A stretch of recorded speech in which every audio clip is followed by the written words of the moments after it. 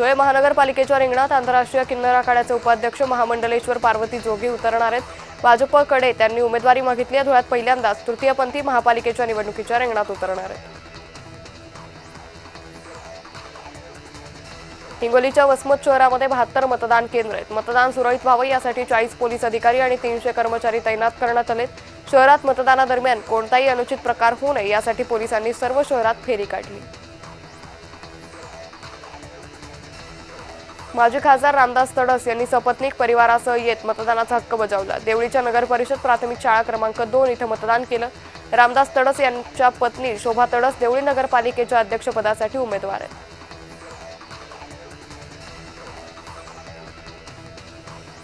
बारामती नगर परिषदेसाठी मतदान सुरू असून प्रशासन आणि पोलीस यंत्रणा सज्ज झाली आहे। या नगर परिषदेसाठी 1,01,000 मतदार मतदानाचा हक्क बजावत असून नगरसेवक पदासाठी 155 उमेदवार निवडणुकीच्या रिंगणात उतरले।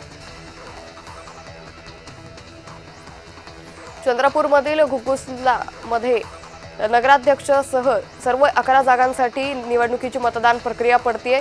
घुगुस इथं एकूण 36 केंद्रावर 32,488 मतदार मतदानाचा हक्क बजावत आहेत। साताऱ्यात फलटण आणि महाबळेश्वर नगरपालिकांसाठी मतदानाला सुरुवात झाली आहे। नगराध्यक्ष पदासाठी भाजप आणि शिवसेनेत थेट लढत होती। अनिकेत राजे नाईक निंबाळकर विरुद्ध समशेरसिंह नाईक निंबाळकरांमध्ये ही लढत होती। अकोल्यात कडाक्याच्या थंडीतही मतदानाला उत्स्फूर्त प्रतिसाद आहे। बाळापूर नगरपालिकेसाठी मतदान होत आहे। 25 जागांसाठी 85 उमेदवार रिंगणात आहेत। तब्बल 43 केंद्रावर मतदान प्रक्रिया पार पडते।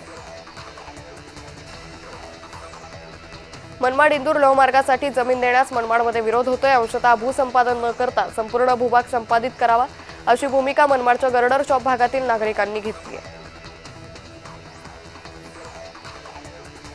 वाशिम नगर परिषद निवडणूक मतदान प्रक्रियेला सुरुवात झाली आहे। याकरता 81 मतदार केंद्रांची निर्मिती जिल्हा प्रशासनाकडून करण्यात आली आहे। मराठवाड्यातील 6 नगर परिषदांसाठी आज मतदान होत आहे। मराठवाड्यातील छत्रपती संभाजीनगरमधील फुलंब्री, हिंगोली जिल्ह्यातील वसमत, नांदेडमधील धर्माबाद आणि मुखेडसाठी मतदान प्रक्रिया पार पडते।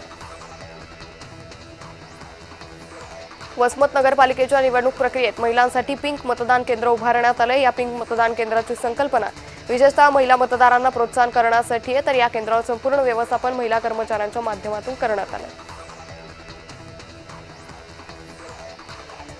बुलढाणा जिल्ह्यात देऊळगाव राजा इथं नगराध्यक्ष पदाचं नगरसेवक पदासाठी आज मतदान प्रक्रिया पार पडते। खामगाव, शेगाव आणि जळगाव जामोद या ठिकाणी नगरसेवक पदासाठी मतदान करतात। अहिल्यानगरमधील उर्वरित नगरपालिका नगर परिषदेच्या मतदान प्रक्रिया आज पार पडते। मतदान प्रक्रिया 27 केंद्रांवर पार पडते। 150 हून अधिक प्रशासकीय अधिकारी कार्यरत आहेत। गोंदिया जिल्ह्याचं तापमान 8 अंश सेल्सिअसवर पोहोचलंय। पारा सातत्यानं घसरत असल्यानं अनेक ठिकाणी शेकोट्या पेटल्या आहेत। थंडीची लाट जिल्ह्यात अजून कायम असून असा हवामान खात्यानं अंदाज वर्तवला आहे। राज्य शासनानं सुरक्षित मातृत्वासाठी विविध योजना सुरू केल्या। दुर्गम भागातील आदिवासी महिला वंचित असल्याची जनहित याचिका मुंबई उच्च न्यायालयाच्या औरंगाबाद खंडपीठानं स्वतःहून दाखल केली। त्या अनुषंगानं नोटीस बजावण्यात आलेल्या 9 जानेवारी 2026 पर्यंत शपथपत्राद्वारे परिसरातील सर्व शासकीय आरोग्य यंत्रणांची माहिती उत्तर दाखल करायचे आहे। संभाजीनगरात वैजापूर शहरातील दाणे वस्तीत विहिरीत पडलेल्या बिबट्याला 5 तासांनंतर विहिरीतून बाहेर काढले। शेतकरी शेतपंप सुरू करण्यासाठी गेल्यानंतर त्यांना बिबट्या विहिरीत दिसून आला। त्यांनी तात्काळ वन विभागाला कळवलं। वन विभागानं अविरत प्रयत्नानंतर बिबट्याला बाहेर काढले। घाटी रुग्णालयात रात्री 8 नंतर येणाऱ्या रुग्णाला 12 ते 24 तास डॉक्टरांच्या देखरेखीखाली ठेवण्याचे सक्त आदेश देण्यात आले। रुग्ण मृत्यू प्रकरणी नातेवाईकांनी केलेल्या तक्रारीची दखल घाटी प्रशासनाने घेतली आहे। रुग्णालय नवीन नियमावलीत महत्त्वाचे बदल करण्यात आले।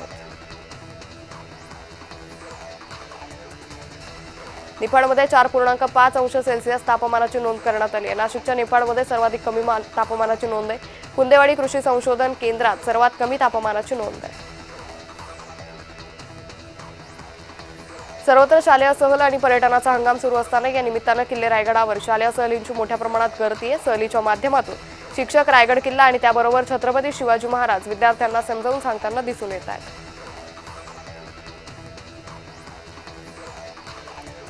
भंडारा जिल्ह्यात खरीपातील धान खरेदी उशिरा सुरू झाल्याने शेतकरी आधारभूत धान खरेदी केंद्रांवर गर्दी करताना दिसत आहे।